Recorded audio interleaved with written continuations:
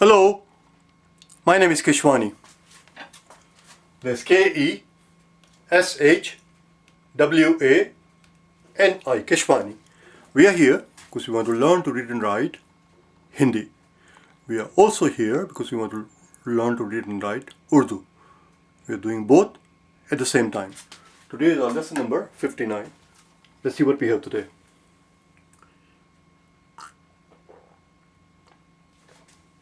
Before we get going, there are some vocab words we'll come across today. About half a dozen of them. We'll do 3 at a time. Let's do the first one. We have a R. We don't need a R, we need a Ru. But we don't need a choti Ru. Choti U ki matra. Choti U ki matra would just be this. Now here's the tricky part. We need a badi U ki matra, which requires a vav and an ulta pesh. That's how you write U. But I do not know, in my mind, because, see, when I was learning Hindi, and when I say when I was learning Hindi, I mean, as of right now, I am learning Hindi. That's what I'm here for. We are here to learn Hindi. I'm learning it from scratch. I have never learned it before. So in my mind, my thinking was that if this is ba, and this is how you make a boo, then if this is the ra, then the ru should be like this. But strangely enough, I've seen it written like this. But my problem now is that if that's a ru, then how do you do badi? Because this is the ba and this is badi uki matra. So you write a ru. This symbol that I see there, that looks to me like this guy. It doesn't look, this guy does not, this is the only form I have seen. So we're just going to stick with it. That's the badi uki matra for the time being. I really don't know how to write choti uki matra for ra, the side symbol. I doubt very much. See, it goes like that. So I doubt very much if it goes like that. I doubt very much. I've never seen it. I only saw that one. But it should be like this in my logic, because that's what it looks like. But I only see this one. So that's a ru. We're going to stick with that. That's a ru. It's badi uki matra, ru. That's what we need. We don't need a choti uki matra, we need a badi uki matra. R, vav and ulta pesh. Now it says ru. And then we need a pa. Roop. That reads roop. And the pa is not going to join the vav. It's just this is how it's going to stay. Roop. You know what roop means? Roop means beauty, elegance. It means beauty or elegance, roop. It just means beauty. Let's keep it simple. It means beauty. Let's do the next word. The word is ka. Then we need la. And we need badi ki matra. We put it together, it should look like this. When we put it together, it's going to look like this. Ka, la, this is the ka. This part right here, this part that you see there is this guy right here. Ka, and then la. And then you join the badi ki matra. And that says kali. You know what a kali is? Kali is a flower bud. Flower bud. The part that is the beginning part of the flower, when it's about to blossom and become flower, that the beginning part, the flower bud, is called kali. We don't need kali, we need plural. We need many of them. And the plural of kali is kaliyan. Kaliyan.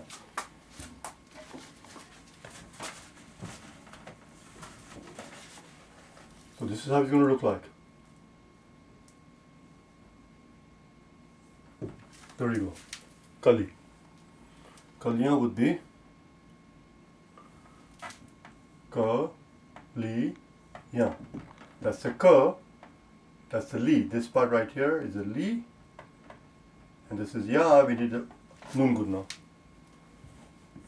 Ka, li. Oh, how did it become choti ki matra? Oh, it becomes choti ki matra. When it's written in a plural form, it takes a choti ki matra. Strangely enough, when it's singular, it ends in a badi ki matra, but when it's written together, as a plural, it takes a choti ki matra. This is strange. Kaliyan. We don't need a ya, we need a yan. Kaliyan. Now it's plural. Kaliyan. Flower buds. And the last word we have to learn, that's a two. Next word that we're going to come across is la, ja, na. Just put them together before you worry about it. So here's your la, to which you're going to join the la, ja and a na. That's how it looks like, lajana. You know what it means to be lajana? Lajana means to be modest. To be modest. To be bashful. To be bashful. जो शर्म से गर्दन झुका देते हैं उसको कहते हैं लजाना. शर्म से गर्दन को झुकाना. Lajana. That's the meaning. Lajana. You're bashful. You're modest. You sharam ke mare. Lajana. Let's do the line.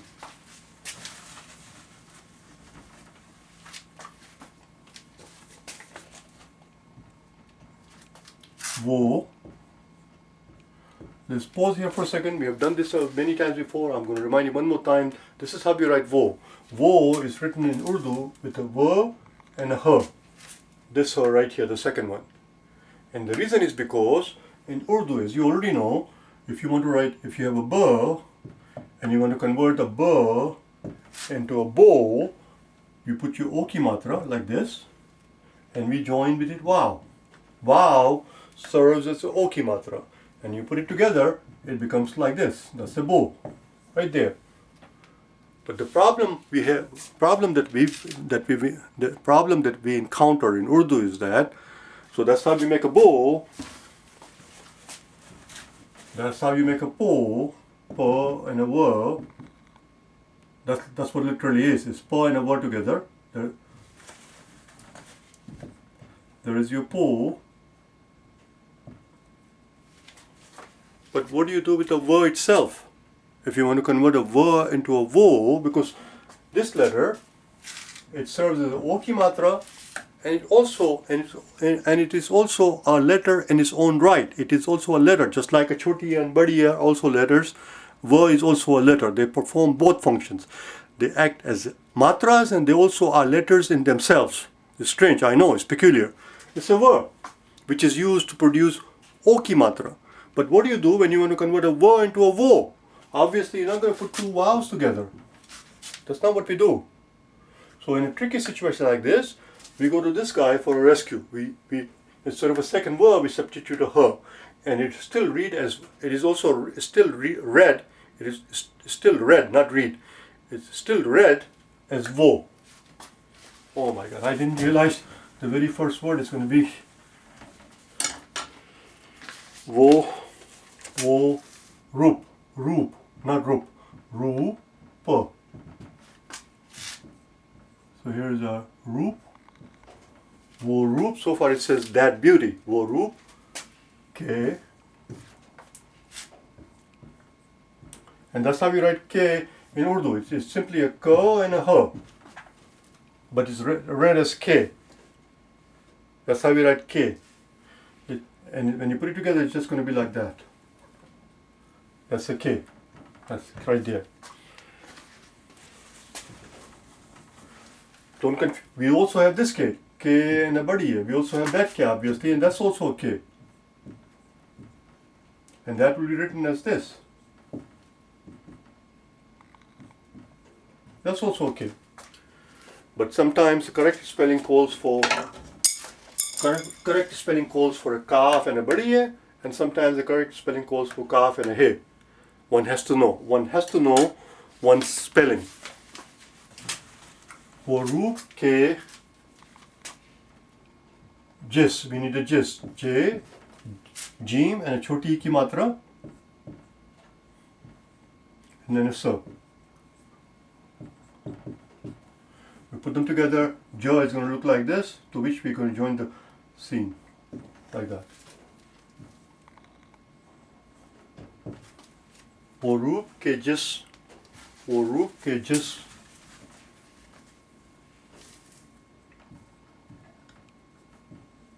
रूप से,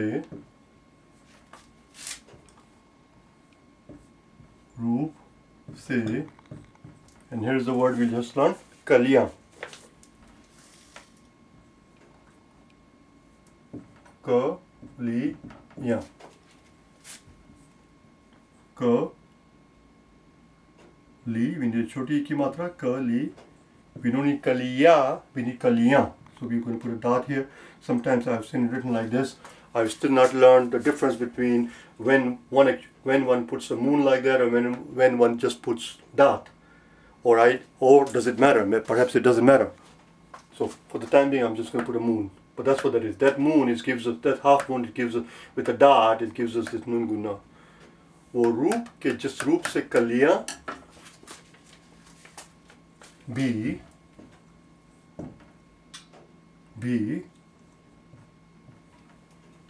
and here's the word lajaएं. Oh, we learned the word lajana, we didn't learn the plural. We need lajaएं. Let's slow down. La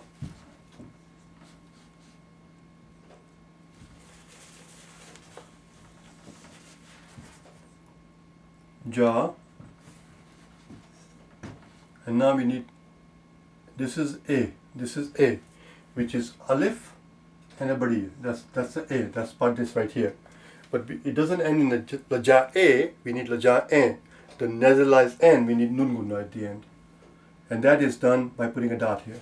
So Hindi part is done. We just have to figure out how to combine this bloody thing. Let's see what we can do. But this part is very easy. La is going to get up and join the ja. And then A here, if the alif and this A appears by itself at the very end, if it appears at the very end, we just talked about it before, we just write the letter and we put this symbol, this is called hamza, and that's how we write it. If it doesn't appear at the very end, then alif and a ye there, this is how we do it. We put a hamza in a loop by itself. We put a hamza in a loop by itself. It takes its own spot, and then we put a ye. This is the ye, badi ye. And this guy right here, this loop and a hamza represents the alif. So when we put it together, it's going to look like this. Laja,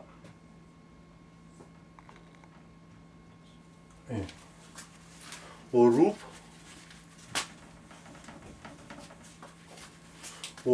के जिस रूप से कलियां भी लजाएं हैं. Roop obviously means beauty. She was so beautiful, she was so gorgeous, she was so stunning that even the flower bud will put their heads down in shame. They would say, we cannot compete with her beauty. She is so beautiful. Even the flower buds will say, no, there's no way. We have no competition for her. वो लजाते हैं. They put their head down, शर्म के मारे. That's what it says. वो रूप के जिस रूप से कलियां भी लजाएं. Let's do the next line. I don't think I did a good job explaining lajaएं. I should have taken my time. I don't know why I'm rushing so much. Now we encountered 3 more vocab words. That's why I'm rushing, because there are half a dozen vocab words in these 2 lines. Here's the first. So this is a z. And in Hindi, when you add a z, you're done. That's it. The job is done. Z is z. But here in Urdu, you have to know which z, which bloody z. We have 4 z's. We have talked about them many times. This z comes after the letter dal. Dal, zal. Re, ze. This comes after re. Re, ze. This is called zwad. It comes after the letter swad. Swad, zwad. This one comes after the letter toin. Toin, zoin. Zal, ze, zwad, zoin. Which z do I use? Well, we need this middle one. Not the middle one, second one, right there. That's the z the correct spelling calls for. Z. Then we don't need a z, we need a zu. We need a u ki matra. And then we need a la. And then we need a f. Fe. Letter F. We talked about it, so we're not going to spend time on it. Because it's an F and not PH, we put a dot underneath. This dot comes from this dot right here. This dot reminds us that we're dealing with this. We're dealing with F and not PH. Let's put it together. So we need an F, not PH. Now, when we put it together, it reads Zulf.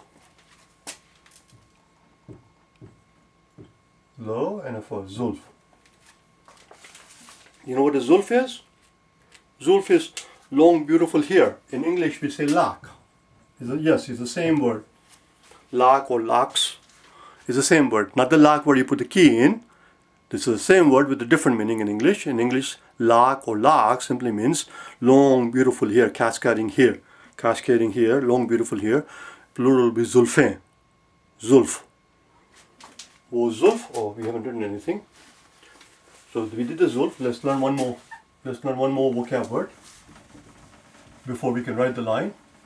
The next word we have to learn is this one. This is g. That's how we write g in Urdu. There is no way to write g in Urdu.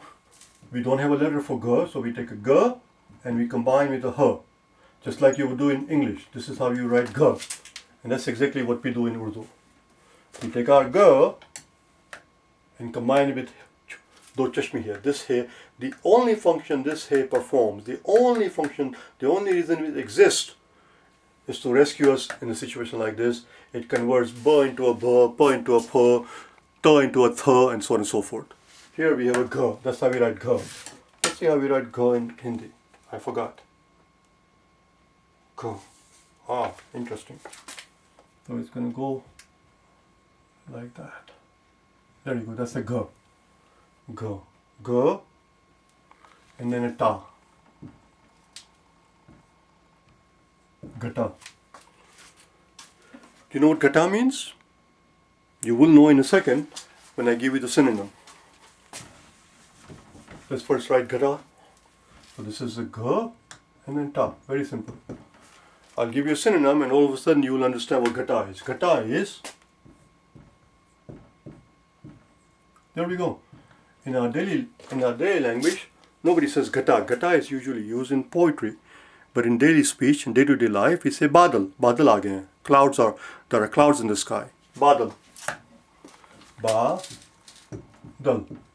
Gata means clouds. And again, when we make a plural, it's going to be like this. G, ta, and then we don't need just this. If you leave it like this, this will be a. This will be like this.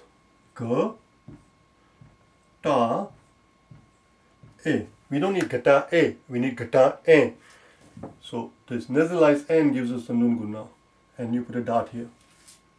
And then now I'm going to explain one more time because we were in a hurry. So if this part appears at the end of the word, it will take this shape. You will write your badiye and you will replace the alif with the hamza. When it appears in the middle, you still need the hamza to replace the alif. We are still replacing the alif with the hamza. That part is true. But hamza is going to have its own seat in a loop. It's going to sit in a loop. This guy right here sitting on a loop because it has some place to sit. And then ye, as you already know, is written like this. And now it reads gataye. All we have to do is write it together. Clouds. Gataye. Clouds. Gataye. Right here. And the last word I don't know why I even have it. We're not going to put it on the blackboard. It's too silly, it's too easy, it's too simple. The word is sharam. Sharam means to shame. Sharam, you know what sharam means. Let's write it together. Wo, same as before. Wo, zulf.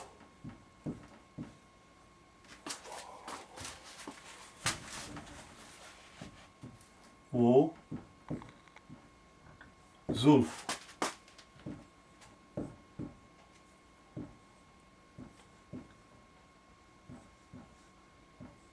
वो जुल्फ के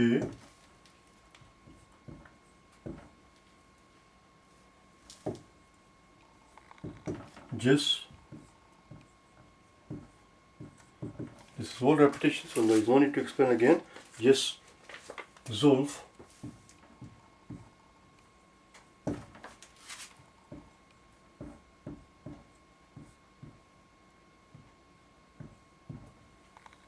जुल्फ से, and here's the word. the word is this. Sharam. Sharam. You know what sharam means. Sharam means to be ashamed. Sharam. We don't need sharam, we need sharma, sharmae. Sharma. Again, a would be a and a nun guna. This part is going to alif. This alif is going to take a shape of a hamza. This ye will take this shape right here, and then a nun guna. It's going to end like that. So we have a shar, ma, and then a. There you go. We have it. That's how it looks at the end. That's what we need. Sharmai. Let's put it nicely. Shar, ma, shar, ma, Don't forget this dot. This dot is what gives us a nun gunna. वो जुल्फ के just जुल्फ से शर्माए. Oh, we haven't written the punchline yet. The last word is घटाएं. घटाएं.